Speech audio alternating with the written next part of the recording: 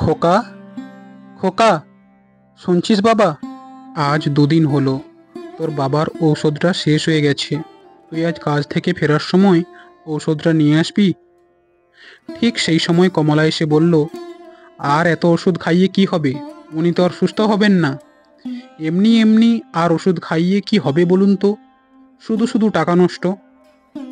এমন করে কেন বলছো বৌমা? যতক্ষণ শরীরে প্রাণ আছে ততক্ষণ তো মানুষটার সেবা করতে হবে।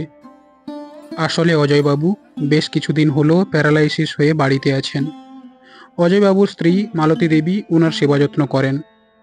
অজয়বাবুর ওষুধ শেষ হয়ে যাওয়ায় মালতী দেবী ছেলে শুভকে ওষুধ আনতে বললে বৌমা এসে 5 কথা শুনিয়ে দিল।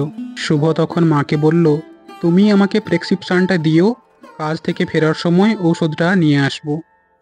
তারপর শুভ প্রেসক্রিপশনটা নিয়ে কাজে বেরিয়ে গেল।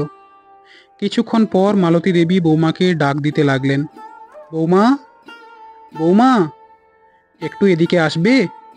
তোমার শ্বশুরমশাইকে একটু তুলে বসাবো। মানুষটা একটু বসতে চাইছেন, আমি একা তুলতে পারছি না। আর এখন খোকাও বাড়িতে নেই, তুমি এসে একটু ধরে দাও না। কমলা তখন রাগে গজগজ করতে করতে এসে বলল, আমার হয়েছে যত জ্বালা। একে তো সংসারের রাজ্যের কাজ পড়ে আছে, তার ওপর আবার এই দুজন অকর্মণ্য মানুষের কথা শোনো। কি হয়েছে বলুন তো? এত চিৎকার করছেন কেন? একদিন না হয় নাইবা উঠে বসলেন, তাতে কি এমন হয়ে যাবে? না মানে, মানুষটা সারাদিন শুয়ে থাকে তাই ভালো লাগে না, একটু বসতে চাইছে, তাই বলছিলাম একটু ধরে দিতে। তারপর কমলা অনিচ্ছাকৃত থাকা সত্ত্বেও শ্বশুরমশাইকে ধরে বসিয়ে দিল। কিছুদিন পর শুভ কাজ থেকে ফিরে এসে মাকে ডাকতে লাগলো, মা, ও মা, কোথায় গেলে তুমি? এদিকে এসো। তারপর কমলাকেও ডাকলো, কমলা, তুমিও এদিকে এসো।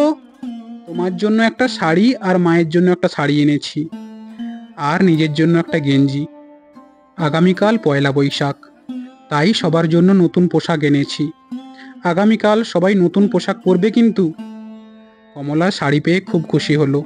শাড়িটা খুব সুন্দর হয়েছে গো, রংটাও খুব সুন্দর।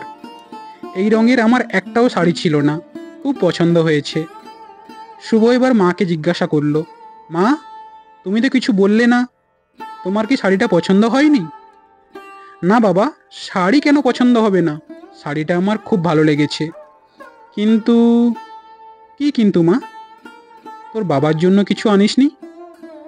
না মা, বাবার জন্য কিছু নিয়ে আসিনি। আসলে বাবা সবসময় ঘরে শুয়ে থাকেন, কোথাও বেরোয় না, তাই আর বাবার জন্য কেনা হয়নি। আচ্ছা ঠিক আছে। এই বলে মালতী দেবী নিজের শাড়িখানা নিয়ে অজয়বাবুকে দেখালেন। দেখো, ছেলে আমাকে শাড়ি এনে দিয়েছে, কেমন হয়েছে?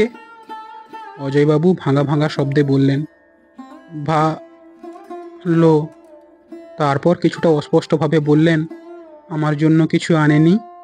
এই কথা শুনে মালতী দেবী খুব কষ্ট পেলেন এবং ছেলেকে ডেকে নিয়ে এলেন বাবার কাছে। অজয়বাবু ইশারা করে ছেলেকে বললেন, আমার জন্য কিছু আনিসনি খোকা? এই কথা শুনেই শুভর খুব খারাপ লাগছিল। তখন শুভ বলল, এ মাসে আমার সেভাবে টাকা নেই বাবা, পরের মাসে তোমাকে কিছু একটা কিনে দেব। ছেলের মুখে এমন কথা শুনে অজয়বাবু খুশি হলেন বোঝা গেল। কিন্তু এই ঘটনার পর 15 দিনের মাথায় অজয়বাবু মারা গেলেন।